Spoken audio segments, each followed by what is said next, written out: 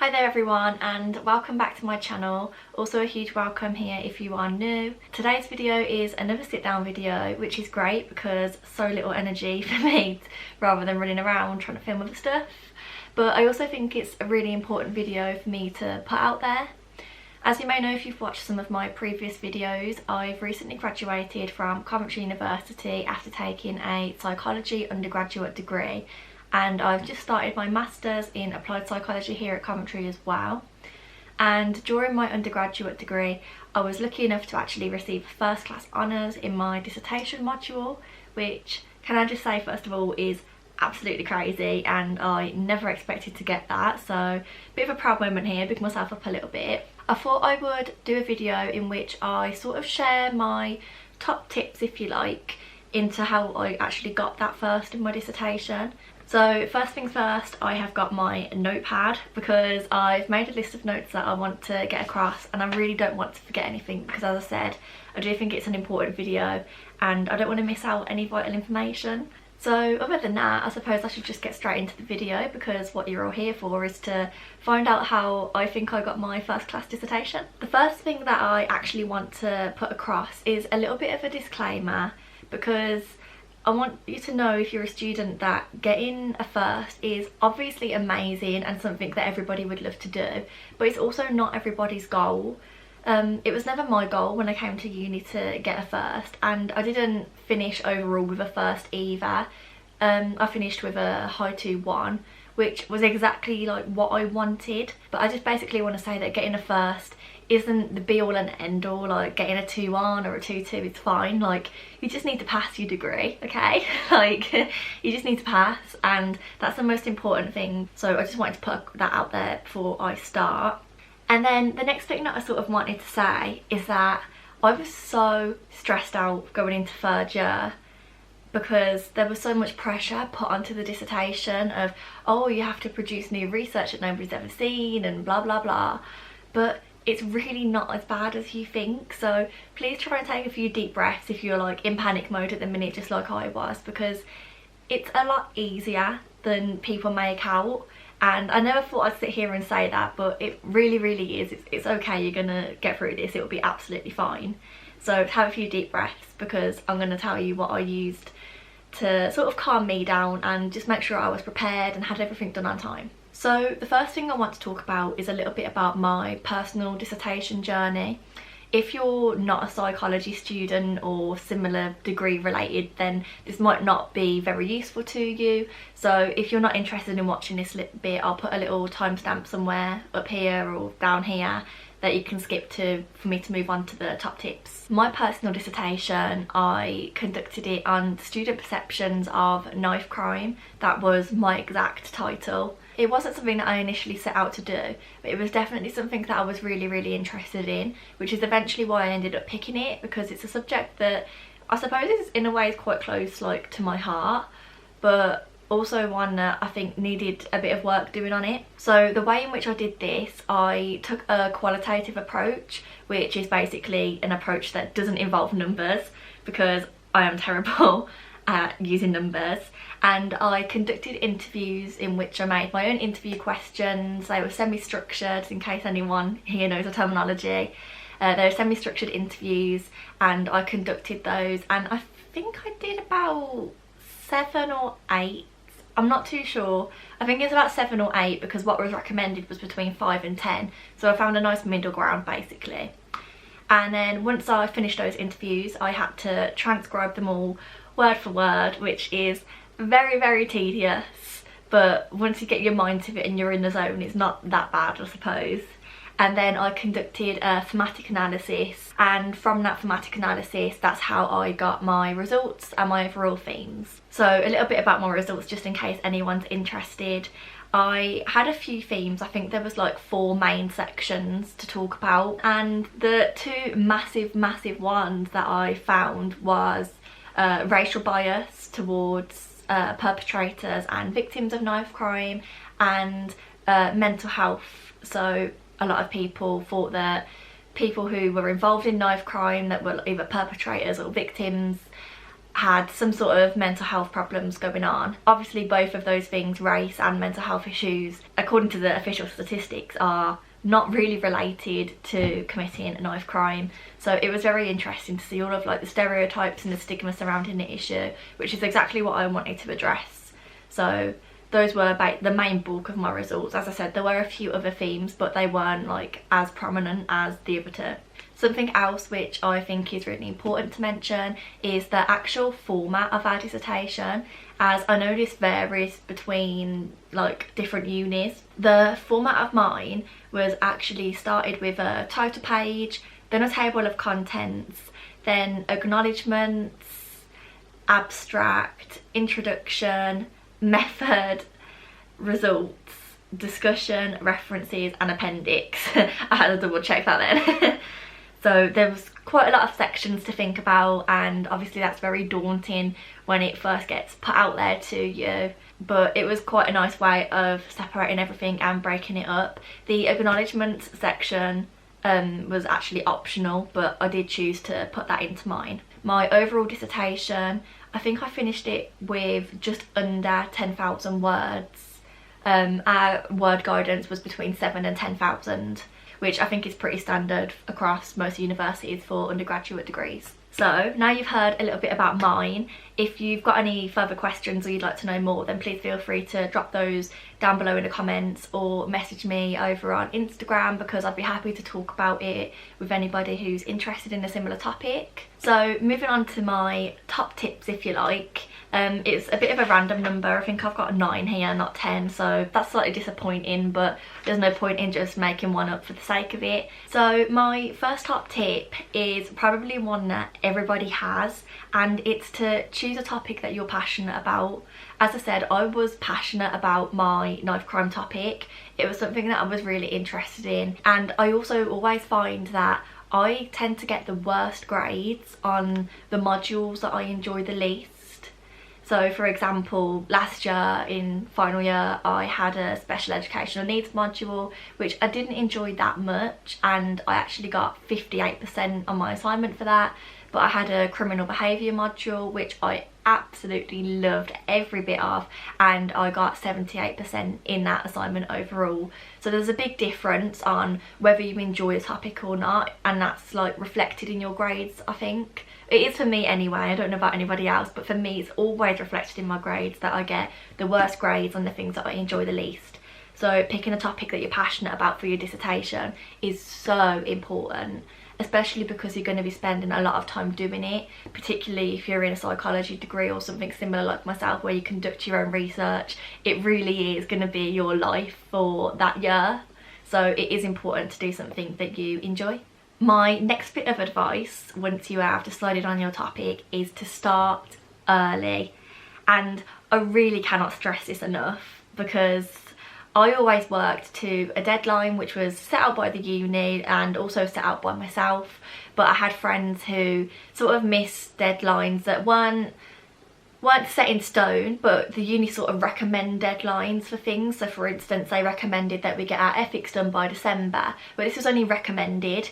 So there were still some students who didn't have their ethics done by the new year, and this then created problems for them further along to get everything done on time, because you can't start conducting your research until you've got ethical approval. Again, sorry, that's just for a science degree, but I'm just talking from my personal experience really.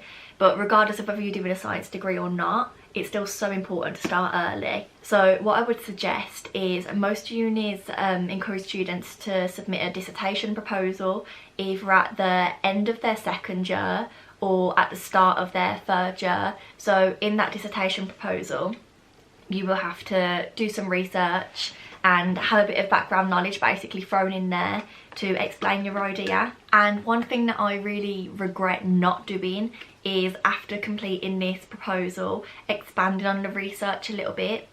As I said, if you're taking a science degree, you can't actually start conducting your research until you've got ethical approval, but I see no reason as to why you can't do background research for your like literature reviews and things before you've got ethical approval. And this is something that I didn't do, which in turn made me spend more time doing in the new year when I could have already had all of my background knowledge, all of like the main articles and things that I was using. It would have just saved a lot of time and a lot of stress as well, because the literature review part of my dissertation was basically the introduction. The introduction is basically a literature review, and it was about 3,000 words.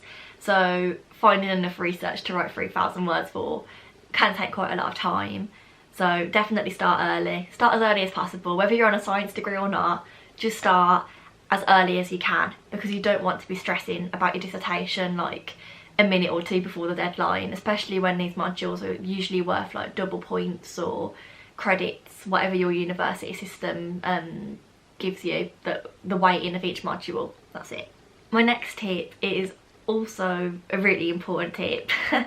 As I said, when you first find out like the format and the word limit for your dissertation, it can seem so daunting. When they said 10,000 words, I'd never wrote something that long in my life. I think the most I'd done up until that point was 2.5 or 3,000 word assignment. So it can seem very, very daunting. And my advice for this is to break it down into smaller chunks. So for instance, a 10,000 word dissertation could be viewed as like 5 standard 2,000 word assignments, which when you put it like that, okay, it's a lot of assignments to do, but it doesn't seem to be as much. And then within those assignments, you obviously set yourself limits and goals to reach. So you might have to write like, I don't know, like 300 words a day on the introduction, for instance. And then once you've done that assignment, you feel so much more accomplished than if you were like, oh my god, I've only done the introduction and I've still got all of that to go. Like viewing it separately in like smaller counterparts is a lot more, I don't really know the word for it. It just feels better and feels more manageable and a lot less harsh. Oh yeah, I forgot about this tip. So going back to the format that I mentioned earlier, the one thing that I'd love to stress about that format is that you don't have to do it in order. And as tempting as that sounds, to do your introduction first, then your method, then your results, it sounds so tempting. Really, like, it's not helpful to do it like that. And I have seen a few other people stressing this point as well. And I know I certainly didn't do my format in the order that it was supposed to go in. So for example, I found it a lot easier to write my method section first, because I obviously knew exactly what I was doing. I knew I wanted to do interviews, I knew I wanted to do this many interviews, it was going to be mixed gendered. That sort of thing is so easy to fill in like at the start, because you already know what you're doing. And again, that means you've finished that small assignment first, and you can finish that quite quickly, and it makes you feel more accomplished, and then you've knocked 1,000 words off from the total limit. It just, I don't know, for me that was just like the most simple thing to tackle first. This next tip is something that is so annoying for me, because it's something that I've only just learned how to do at the start of my master's course. And if I'd have known how to do this in my like dissertation or all throughout my first degree, my life would have been so much easier. It really would have. And this is to learn how to do an advanced literature search. And I actually learned how to do this from my subject librarian, who did probably one of the best lectures that I ever had for us the other day. And speaking to the subject librarian is something that I've never actually done before, and I don't know why, because they're such a great resource, if you like, to utilise. And talking to mine the other day proved extremely useful, because as I said, I now know how to do an advanced literature search. So what is that, you might be asking? It's basically using a database that you're probably already familiar with. So for example, like PsycInfo, Medline, those sorts of databases. You use one of those and you select keywords from the title of your dissertation to basically refine your search by using the words and, or not. So if I just give an example, because this is sounding quite confusing again, I did mine on student perceptions of knife crime. So for me to find research that was relevant to mine or had a similar results, for instance, I might have searched for perceptions and knife crime. and then that will basically produce a long list of articles and things that are relevant with those keywords. So it refines the search down to the keywords that you put in basically, and you can do different things as well, which I haven't really explored yet, that you put in like little stars and things with different spellings of the word. So if the word you're searching for is spelled differently in English and American, and you want to bring up articles from both places, then you can put in your little star symbol. I don't know, I haven't really looked that much into it yet. I've mainly just searched using keywords, and I found it extremely useful. You can switch out your keywords for new ones and, you know, put in different combinations, and it produces so much research for you to look at, which, okay, you can also search your keywords on Google Scholar, but doing it this way for me just seems a lot easier. I'm still using both, like I'm using a combination of this advanced search, Google Scholar, Locate, which is our library's online database, if you like. I'm using a combination of lots of different ways to find research articles, but I've really found that the advanced literature searching is really helpful in finding things that are really relevant to my line of research that I'm interested in at the minute. So that's something that I wish I learned a lot earlier. It might have even been taught, who knows, it could have been that lecture that I skipped because I couldn't be bothered to go in. Always go to your lectures, people. Because maybe I missed out on that, I don't know.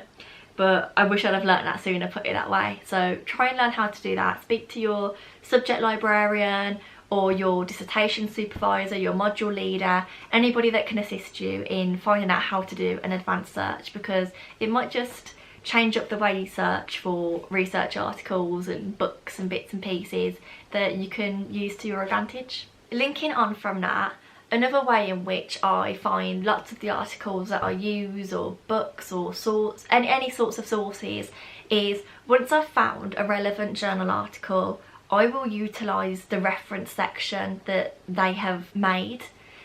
And basically all that does is I found a really relevant article, and then they've obviously referenced other really relevant articles in their literature search, their discussion, things like that. So using other people's referencing sections is just a quick way really of getting more research and getting more things that are valuable to your research and relevant. It's a no-brainer. You can find things quickly, and who doesn't love speeding up the process a little bit? And then once you've made a massive compilation of all of this research that you found, you might just be left with loads of bookmarks everywhere all over your laptop, and then it's like stressful to go through. So the way I dealt with this is to make what I call literature tables. So what I did is all of the research and sources that I'd found, I basically put the links to that onto a Word document, and then I went into them in more detail. So I'd follow that link through, and I'd make a literature table which included information on the authors' names, the summary of what they did and what they found, a brief outline of my own personal thoughts, and the reference for that particular source. Obviously, whether you use APA, Harvard, put the reference in there for that. Having these tables really allowed me to have a concise way of viewing all of the things that were important to my research. As I said, my introduction was 3,000 words, so I obviously had loads and loads of references. I think I ended up with about 80 in the end. Was it 80? 80-ish, I can't remember, but it was a lot. It was more than I've ever dealt with in my life. So you need a really clear way of seeing everything that you've got in front of you, and these literature tables really helped me to do that.